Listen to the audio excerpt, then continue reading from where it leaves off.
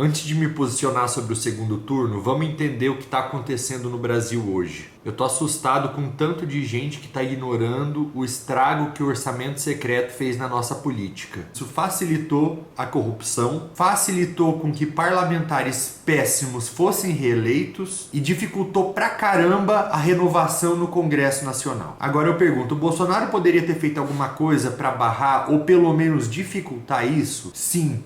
Porém, se ele fizesse, ele iria se dar mal. Você lembra que desde 2018 o Bolsonaro ficava só atacando o Centrão? Falando que não ia fazer indicação política para os ministérios, que só ia ter ministro técnico. Pois é, ele se acovardou e não fez nada disso por dois motivos. Em 2020, o Congresso começou a receber mais de 140 pedidos de impeachment e os filhos dele começaram a ser investigados por corrupção e rachadinhas. E qual que foi a solução dele para ele se livrar disso? Ceder as vontades do Centrão para se proteger e para governar. Bolsonaro adora dizer que vetou o orçamento secreto, né? Falou isso no Jornal Nacional, falou isso nos debates, e isso é verdade em parte, porque ele vetou os 30 bilhões originais, que era a quantidade que o Congresso queria. Ele jura de pé junto que não negociou nada com ninguém, mas mandou o Luiz Eduardo Ramos, que hoje está cuidando da Secretaria-Geral da Presidência, para fazer isso por ele. Bolsonaro mandou 3 projetos para o Congresso para poder, de algum modo, encaminhar recursos para lá. Ou seja, para mandar parte desse dinheiro que ele jura que vetou e que o Congresso derrubou o veto. Resumo da história, o valor foi fechado em 16 bilhões e meio para 2022 e 19 bilhões e 400 milhões para o ano que vem, em um projeto que ele mandou agora, 31 de agosto. Ele diz que é contra o orçamento secreto, mas cede. Além disso, fica encontrando maneiras de mandar para o Congresso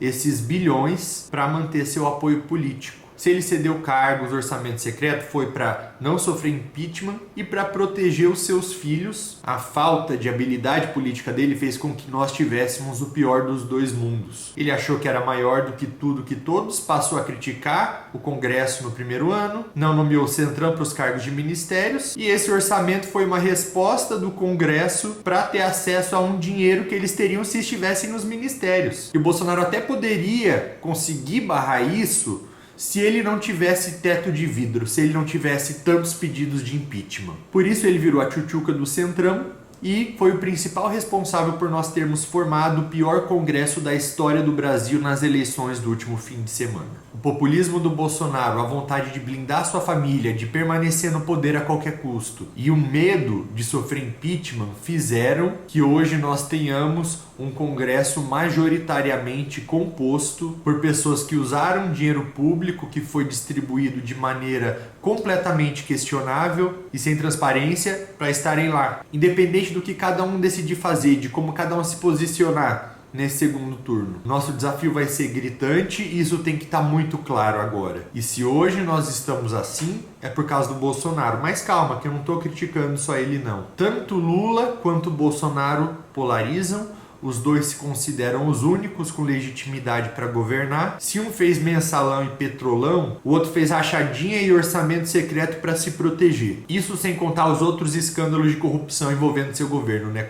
Como a corrupção no MEC e a compra de vacinas. Se um trocava o diretor da Polícia Federal, acabava com o COAF para blindar seus filhos, no governo do outro, o José Dirceu pegava o avião da FAB para ir fazer campanha para o filho dele no Paraná. A ministra Benedita da Silva fazia viagens particulares aos Estados Unidos, Portugal, Argentina, usando o dinheiro público em todos esses lugares só no primeiro ano de governo Lula, tá? Ou seja, tem desrespeito com o dinheiro público nos dois casos. Tá tudo no meu livro Populismo e Negacionismo, no qual eu falo dos dois. Aconteceram coisas boas nos dois governos? Sem dúvida. O Lula ajudou a tirar milhões da pobreza? Sim. O Bolsonaro também teve alguns aspectos positivos, como por exemplo a Lei da Liberdade Econômica e a Operação Acolhida, que eu sempre admirei. E por falar em Venezuela, no meu livro eu dou exemplo do que aconteceu com populistas em vários países, inclusive na Hungria e na Venezuela, que é aquele país que a gente tanto tem medo de se tornar. E qual o momento que um populista se torna mais perigoso? Quando ele possui maioria no Congresso. Porque aí ele se torna mais próximo de aprovar medidas que vão aumentar o seu próprio poder. Outro ponto que também foi comprovado com alguns populistas lá de fora é que normalmente esses políticos usam seu segundo mandato para justamente tentar aprovar algumas medidas e não sair mais do poder, mudando regras como, por exemplo, como o judiciário é composto, aumentando e diminuindo o número de juízes,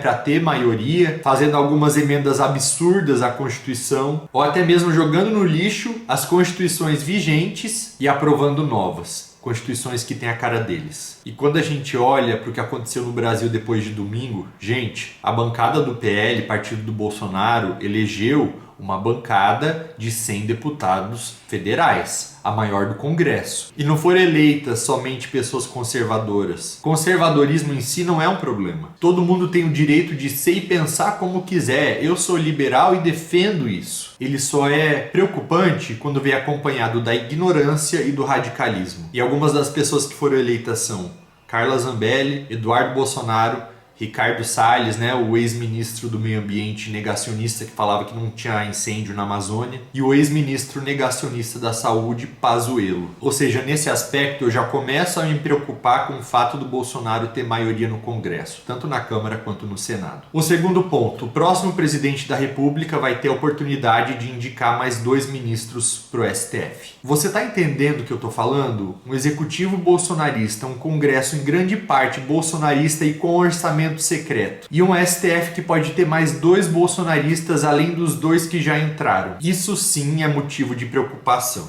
Para o Lula governar, ele vai ter que buscar uma articulação maior e mais moderada. Se o Bolsonaro for reeleito, além de um carimbo de legitimidade para tudo que ele fez, todas as vidas que foram dizimadas pela sua incompetência, pelo seu negacionismo, ele vai ter logo de cara um Congresso com a cara dele e do lado dele. Ou seja, nesse novo Congresso é muito mais fácil fazer um impeachment no Lula, se ele cometer um crime de responsabilidade, do que no Bolsonaro, porque só vai ter passapanismo. Sem contar que a gente vai ter também como vice o Geraldo Alckmin, que dá uma segurança institucional para quem também, como eu, não confia no PT. Por falar no PT, eu não concordo com as visões econômicas do PT, eu sou a favor das privatizações, não estou sendo conivente com a corrupção sistêmica, inclusive eu sempre defendi a Lava Jato. O que eu estou dizendo é que apesar de tudo que o Lula fez, a permanência do Bolsonaro na presidência é institucionalmente mais ameaçadora. Nós temos algo muito mais valioso em jogo e é algo para o qual a maior parte das pessoas não estão olhando,